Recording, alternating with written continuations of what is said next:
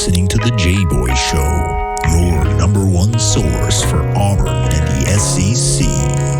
My goal was to run through his soul and grab his heart when I run through his soul. Kurt, Nate, Coach Staff, those are memories. I think we've established ourselves as, I think, the premier conference in college football. Now, the SEC is better at the top. It's better in the middle. The Southeastern Conference remains the premier conference. Now takes the snap. Looking for the receiver. He's got Lutz and Kirkland. Touchdown, Auburn! Think about it. It's always been the SEC and everybody else trying to catch it. I think this is probably the best league from a competitive venue standpoint.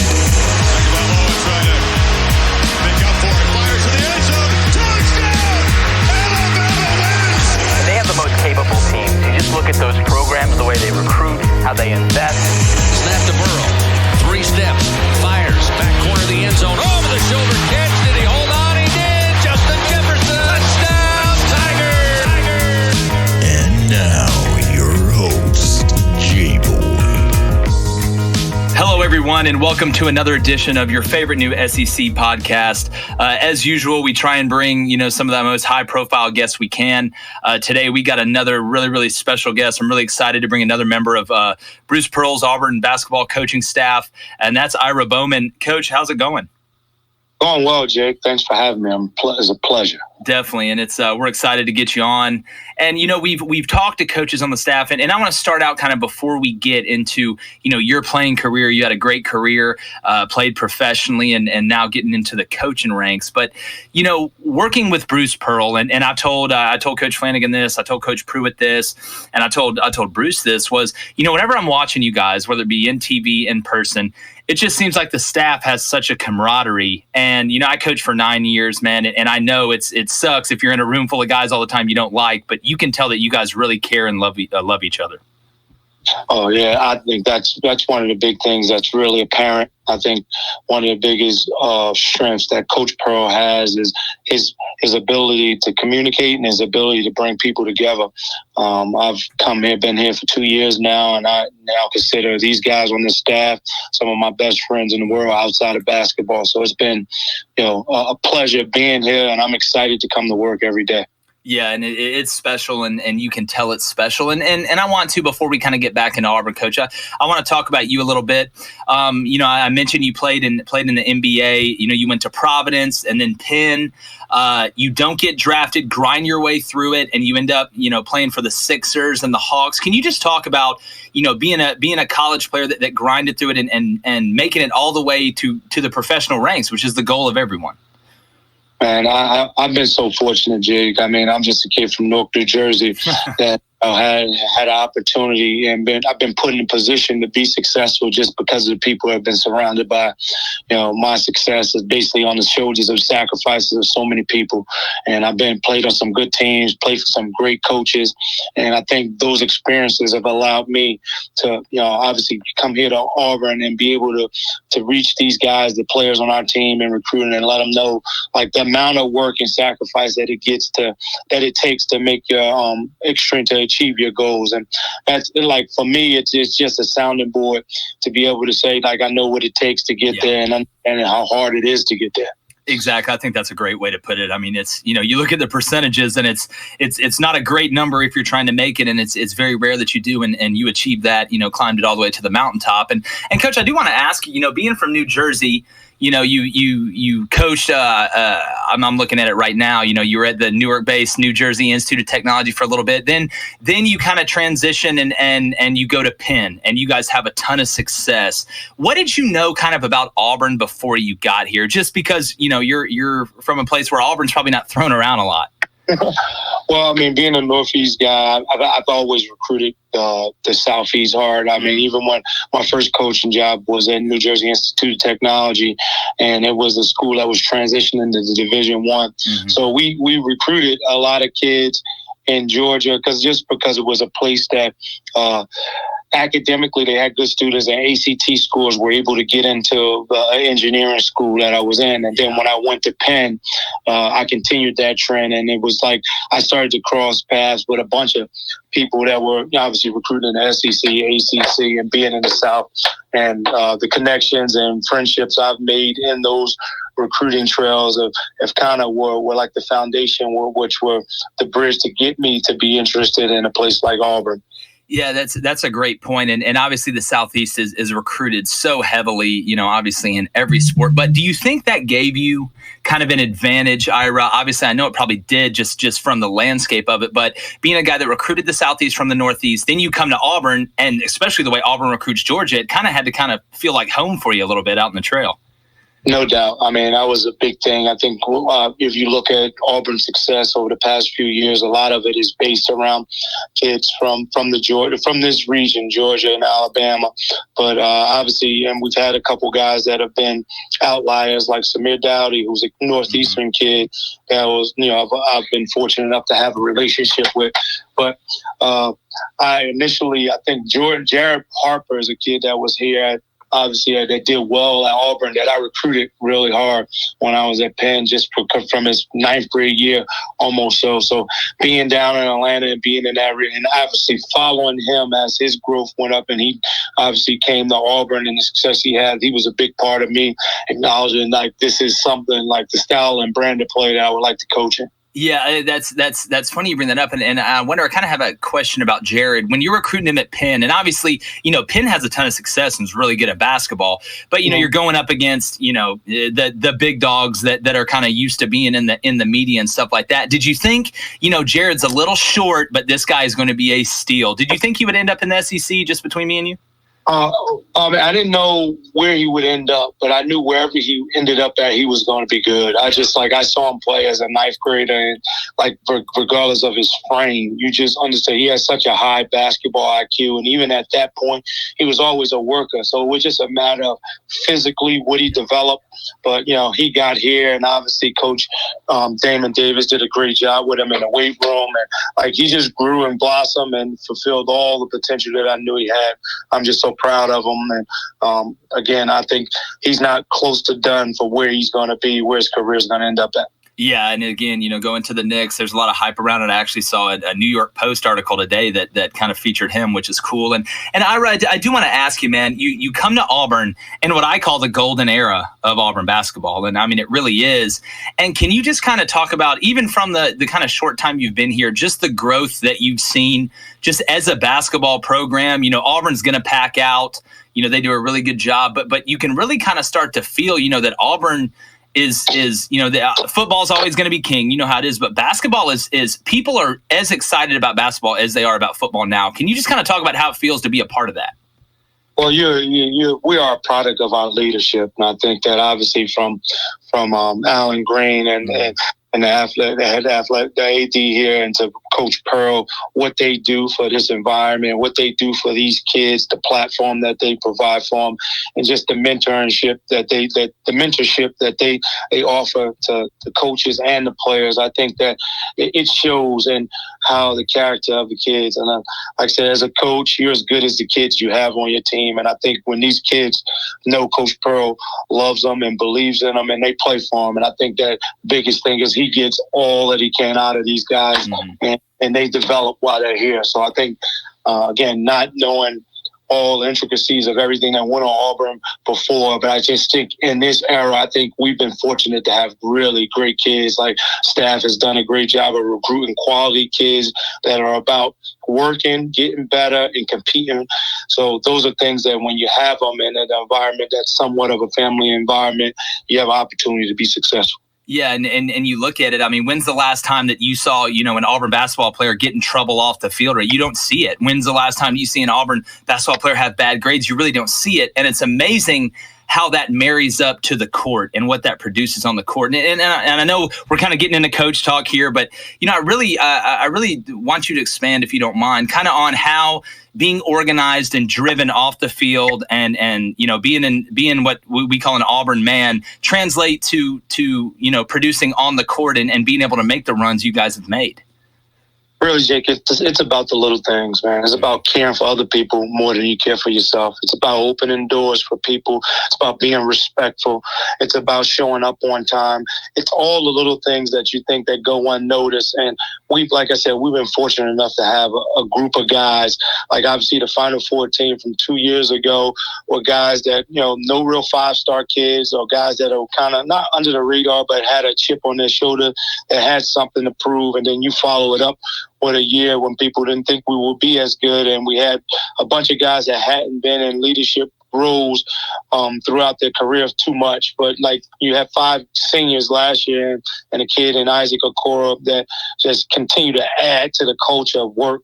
So, I mean, I think those things do is not as much coach talk as it is living in real life. I think we're fortunate to have those quality of kids, never mind what they can do basketball wise, to have those kids around. Like I love that my son is around these kids all the time, because he gets to see what an 18, 19, 20-year-old should act like and be like. And those are things that you can't really, they don't always show up in stars when you're looking at what kids are as far as ratings coming out of high school. And I think that's a beauty. One of Coach Pearl's strengths, like, he doesn't look at those things. He doesn't care about those things. It's like, are the kids the right fit? So you can be a 2-star kid or a 1-star kid, but you have the right makeup. He's going to find a way to make you successful. And that's why I think, while Auburn's basketball has risen to the level that it is these last few years. That's a great point, and I think it goes back to the old saying, attitude reflects leadership. And you can really see that on and off the field with the Auburn basketball program. Now, Coach, I always ask, when I have one of you guys on here, I know you can't tell me everything, but give me a story or a moment that, since you've been at Auburn, that's kind of been one before you go to sleep at night, you kind of think about and smile a little bit. Most of the things I think about are things that are not like game events. Like, you can think of things that happen in games that make you kind of smile. But for me, I'll give you one instance. Like this year at Tennessee, Samir Dowdy, I don't know how many threes he hit, 6 or 7 threes in the game at Tennessee before the season shut down. As we were finishing up pretty strong, I thought we were about to turn the corner. Yeah. Samir's a kid that I knew obviously before I got to Auburn, and shooting wasn't one of his strengths. He was always one of those guys that can kind of get downhill. He was really savvy with the ball and do certain things. But his growth and knowing that the amount of time that he's put in player development to get to the point that he was as a senior, being a first-team All-SEC guy, is something that I smile about all the time. Yeah. But it's just like, it's the confidence that he shot the ball with in that game is just like, it's not the same kid that I knew 6 years prior. And like, for somebody to achieve those things, obviously basketball wise, is as a coach is what you do it for. Now, basketball things are tangible things that you can look at and see their growth, but I'm just as proud as Anthony McLemore graduating in 3 years and taking advantage of his scholarship and going into the graduate school and finish. Those are things that like make me smile, coming from a somewhat academic background, knowing that these kids are taking full advantage of the platform and the scholarship that the basketball has provided them, and obviously using the mentors that they have with Miss Courtney and the academic advisor department, and just the people that are around the program. They're using it, they're draining the full potential out of it, and those are things that make me smile. Yeah, and that's a great point. And it's crazy, you can play in all these games, and I know you did and had a bunch of big moments, but there's nothing like offering a kid a scholarship and keeping up with him from 9th grade through 12th grade, and you sign him, and then all of a sudden he is doing well and gets a degree and becomes a productive member of society. Man, there's nothing like that feeling. It's a championship all in itself. Because I think that's what, as a coach, most of the kids are driven as basketball players because they want to be as good as they can be, and that's part of it. Like, and that you want kids that want to compete at the highest level, but just knowing some kids and the backgrounds and knowing like some of the adversity that they have to go through that has nothing to do with basketball, and to see them get to the point to get a college degree or walk across that stage, and knowing that piece of paper can change the trajectory of their life is something that, all of the championships aside, it's really what I do it for. Exactly. And it's amazing when you have that mindset. It's amazing how the wins kind of take care of themselves. And that's really what's kind of happen with you guys. And I want to talk about, obviously looking forward, Coach, and again, I know we're living in one huge hypothetical right now, but, assuming that, we do play next year, you guys are young, but you have a ton of talent. You had, the signing class you had was one of the best in Auburn history, if not the best. I know, obviously, you lose some veteran guys that, how those veteran guys help you, especially when you get towards the latter part of the season and in postseason. But can you talk about just the excitement around some of the young guys, and I'll talk about some of the signees, Sharif Cooper, JT Thor, but you got guys like Jalen Williams coming back, Turbo's coming back. Can you just kind of talk about the excitement on the roster you have right now? Well, I mean, like every year is a new adventure when you coach. And like I said, we talked a little bit earlier about having that team last year when a lot of people didn't think was like we lost so much from the team that went to the Final Four, and then we come back with that group and having that group obviously come within a game of winning the league and really be playing great basketball at the time of the season when it got shut down. But just looking forward, man, I'm excited.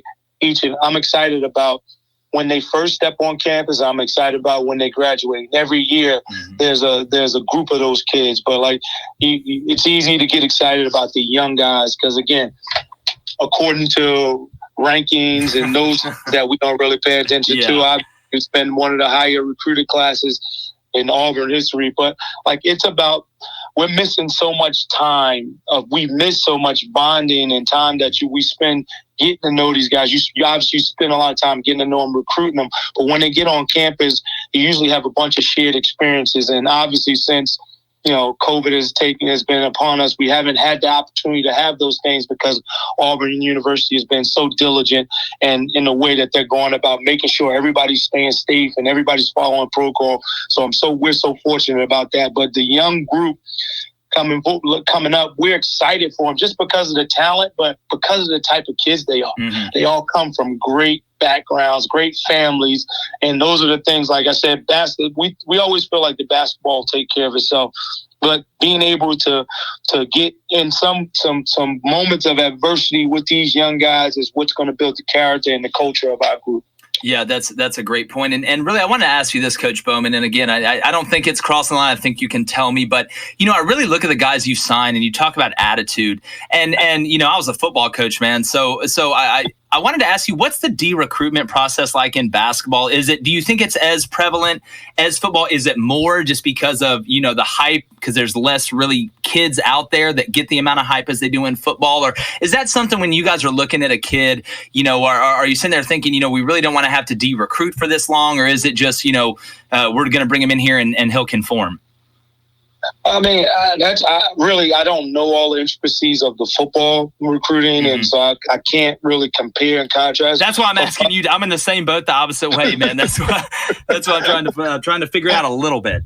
But for us, I think we try to concentrate on whatever the things that we have that are non-negotiable as far as culture and character, and then we build up to the basketball. Like whether you're a football coach, a hockey coach, or a lacrosse coach, when you walk in gym, you know who can play and you know who are the great players. But not every great player is going to be a great fit for what you're trying to. Here at Auburn, I think family is such a big part of what we do. Like if we're going to recruit guys that are really talented, that are all about themselves, it's not going to work here in Auburn. Yeah. So we know that going in. So it's about really, we got to, give most of that credit to Coach Pearl. Like a guy, he is great at identifying talent young. And then once we identify the talent, we start to decipher, is that kid, family, and culture the type, do they match up with the Auburn creed and how we want to have people? And then that, we escalate or de-escalate the recruiting process as far as making them a priority or moving forward or moving on to other guys that we know will fit into what we're trying to get accomplished here. Definitely, and I appreciate you sharing that, Coach. I've always kind of wondered that just due to roster size. It's such kind of a yin and yang with the amount of people that you're dealing with. But before I kind of let you go, Coach, I want to talk about something. I know me and you can probably talk about this for hours with you doing most of the talking, but I want to talk about just the style of play that you guys play with, because it's fun to watch. But, obviously you guys have sets and you guys do a great job on special teams with out of bounds and defending that stuff. But can you kind of talk about the confidence, especially a guy like you, you know what I'm saying, a guy that could score has, knowing that you can play fast and the coach has confidence that if you have a shot you like, take it, because we all believe in you. Nick, I've never seen anything like it. I tell you, like, as far as like what Coach Pearl does to these kids and how he empowers them. If I was coming up now, he beat someone I'd love to play for. It's just that, like, these kids come in, and most of the time, like you or I, you want to figure out what's going on. How can you be successful? What do I need to do to? And he almost approaches it the other way. Like, he buys into how talented they are. Like, if you're gonna really work at this, why shouldn't I let you shoot it? Yeah. Why shouldn't I let you do it? And what it does, it makes those guys become married to the gym, and it builds their confidence. And like I said, because we play so fast, there's so many more possessions, so we can withstand a few bad shots or bad things because we're going to get more than the teams we're playing against. And again, that's all a product of Coach Pearl believing in these guys and making these guys know that they, like, if they work and if they believe in themselves, he's going to believe in them, and it all just goes together. Yeah, and again, it's something where, it's amazing what a confident player can do. And I had Anthony on last Monday, and we were talking about his 3-point shot and just kind of the evolution of that. And his thing was talking about just the coaching staff gave him so much confidence that he wanted to work on it. He wanted to be good at it because, he knew you guys believed in him.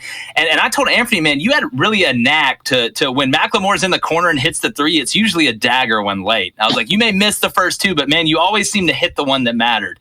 And I thought that was funny with him. But, Coach, I really appreciate you coming on. And last question before I let you go, and I try to ask all the coaches this, is, being a guy, and we talked about you being from the Northeast and now kind of being down in Auburn a little bit, really kind of what does Auburn mean to you, right now being here and just being, enveloped in the Auburn society? And it's simple, Jake. Auburn means family. Like I said, coming to from the Northeast, it was hard because I was feeling like I was going to be leaving my family. But since I've been down here, I felt nothing but like I'm in a family. And like I said, that's one way there's one word that I would be able to describe this Auburn community and what it means to me. Like, I watch how they embrace the kids, but I also watch how they embrace people. And like, it's there's Southern hospitality, but then there's Auburn hospitality. And again, I thought it was fake. I couldn't believe it on the first couple of times, but it's still going on now. So, I mean, that's the one way I would be able to explain it. Coach, that's you summed it up perfect. I personally want to thank you for coming on the show. Coach Ira Bowman from Auburn, when you see a bunch of shots going in, he's one of the guys that was one of the best at it, and Auburn's very lucky to have him help and lead the young men and athletes on the team. Coach, I really appreciate you and would love to get you back on. Thanks, Jack. I appreciate you having me at any time. War Eagle. Hey, yes, sir. Stay safe. All right, you too. All right, see ya. That was Auburn assistant basketball coach Ira Bowman. Just a really cool dude, genius offensively, especially when it comes down to fundamentals. A guy that was Ivy League Player of the Year at Penn. Like I said, played for the Sixers in the NBA and moved around there a little bit, and really fortunate for him to join the show. And I loved his comment about the style of play.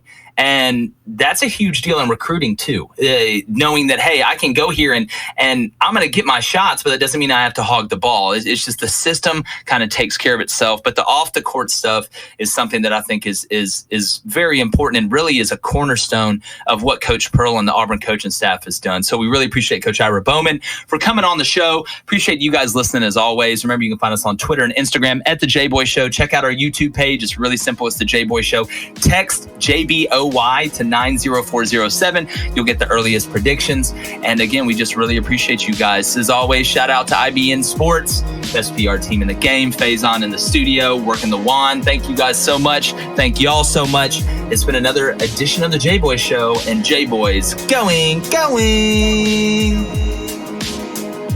Gone.